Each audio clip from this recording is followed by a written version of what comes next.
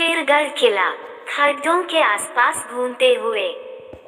शेरगढ़ किले का नाम शेरशाह सूरी के नाम पर रखा गया है। इस मध्ययुगीन स्मारकों के बारे में बहुत अधिक विवरण उपलब्ध नहीं है और यह आश्चर्य की बात नहीं है क्योंकि ज्यादातर लोग धौलपुर शहर को ही नहीं जानते हैं जहां ये स्थित है। मैंने पहली बार इस किले को 2014 में मुरैना की ओर क्षेत्र से गुजरते समय देखा था।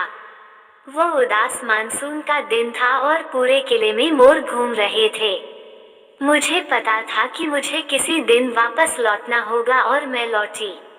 हालांकि इसका कारण सिर्फ किले का दौरा करना नहीं था।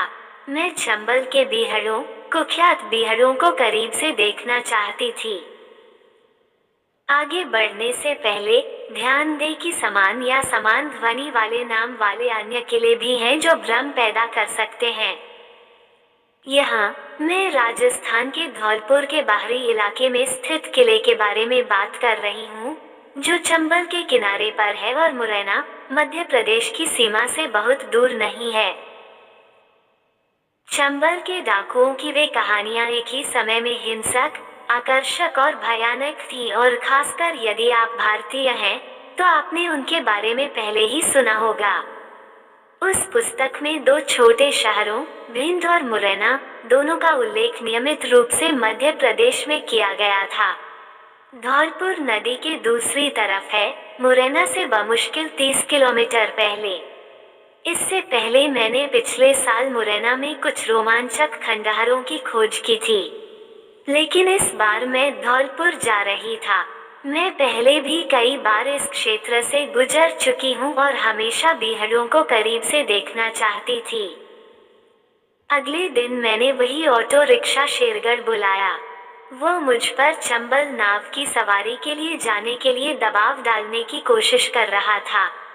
ये कुछ ऐसा है जो मैं करना चाहती थी, लेकिन मुझे लगा कि पक्षियों के लिए मार्च बहुत देर हो चुकी है और तापमान भी पहले से ही बढ़ रहा है। इसलिए मैंने नाव सफारी के लिए न जाने का निर्णय लिया। मैंने ये भी महसूस किया कि इन यात्राओं की कीमत कुछ हद तक बहुत अधिक थी। सबसे छोटी सवारी के लिए 900 रु और बड़ी यात्राओं के लिए इससे कहीं अधिक थी। मैंने अपने दोस्त से मुझे फोर्ट क्षेत्र में ले चलने के लिए कहा, जो नदी के किनारे कुख्यात खड्डों के ठीक बीच में स्थित है। किले की ओर प्रवेश बिंदु मुरैना की ओर जाने वाले राजमार्ग के पूर्व की ओर स्थित है। वहाँ एक साइन बोर्ड है जिसे छोड़ा नहीं जा सकता। हालांकि मैंने अंदर जो अनुभव किया वो मेरी अपेक्षाओं से काफी अलग था।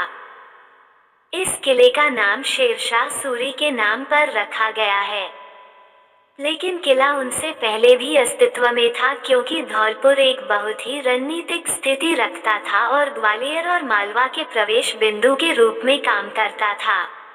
उन्होंने 1532 ईस्वी में इसकी किलेबंदी की और किले को और भी मजबूत बनाया। किले की दीवारों और कुछ बुर्जों को थोड़ा सा देखने के बाद मैंने पाया कि किले के असमान अंदरूनी हिस्से में कई जीवित मंदिर और यहाँ तक कि एक दरगाह भी है। मुझे वास्तव में यकीन नहीं है कि ये मंदिर किले के अंदर कब बने और मेरे ड्राइवर बने गाइड को भी ज्यादा जानकारी नहीं थी। चंबल के बीहड़ों पर वापस आते हुए मुझे कहना होगा कि उन्हें शब्दों में वर्णित करना कठिन है और यहाँ तक कि छवियां भी भावना को पूरी तरह से चित्रित नहीं करती हैं। बेहतर रूपक के अभाव में पूरी घाटी दीमकों के टीलों से ढकी हुई प्रतीत होती थी। हालांकि नदी के किनारे स्थित होने के बावजूद बड़े पेड़ विरल हैं, लेकिन छोटे पेड़ और झाड़ियां कुछ कारणों से मोरों को आकर्षित करते हैं। संपूर्ण बीहड़ों को छोटी पहाड़ियों की श्रृंखला के रूप में भी देखा जा सकता है जिनके चारों ओर कई गुप्त मार्ग हैं। ये वह जगह है जहां उपरोक्त अधिकांश डाकू छिपते थे, क्योंकि वे इन गुप्त रास्तों को जानते थे। उनका पीछा करने वाली पुलिस के विपरीत चकमा देती थी। अब इसे केवल डकैतों के साथ जोड़ना इस क्षेत्र के लिए अनुचित है, लेकिन व्यक्तिगत वीरता, साहस, हिंसा और अंततः त्रासदी के ऐसे मादक मिश्रण के साथ इतिहास के इस हिस्से को नजरअंदाज करना कठिन है।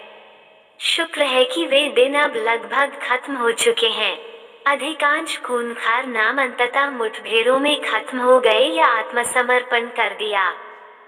अपने भूगोल और प्रतिष्ठा के कारण ये क्षेत्र औद्योगिकरण से मुक्त रहा और यही कारण है कि चंबल भारतीय मैदानी इलाकों में सबसे स्वच्छ नदियों में से एक बनी हुई है। ये स्थिति संभवतः धीरे धीरे बदलेगी। इसलिए मुझे लगता है कि जो कोई भी इन हिस्सों में थोड़ी भी दिलचस्पी रखता है, उसे जल्दी इनका दौरा करना चाहिए। दोस्तों, उम्मीद है कि ये वीडियो आपको काफी अच्छा लगा होगा। तो वीडियो को लाइक और शेयर कर दीजिए और अपना राय हमें कमेंट बॉक्स में जरूर बताएं। और ऐसे ही वीडियो को लगातार देखते रहने के लिए हमारे चैनल को सब्सक्राइब जरूर करें। तो आज के लिए बस इतना ही, अब हम चलते हैं। फिर मिलेंगे नई वीडियो के साथ। वीडियो के अंत तक बने रहने के लिए आप सभी लोगों का दिल से धन्यवाद।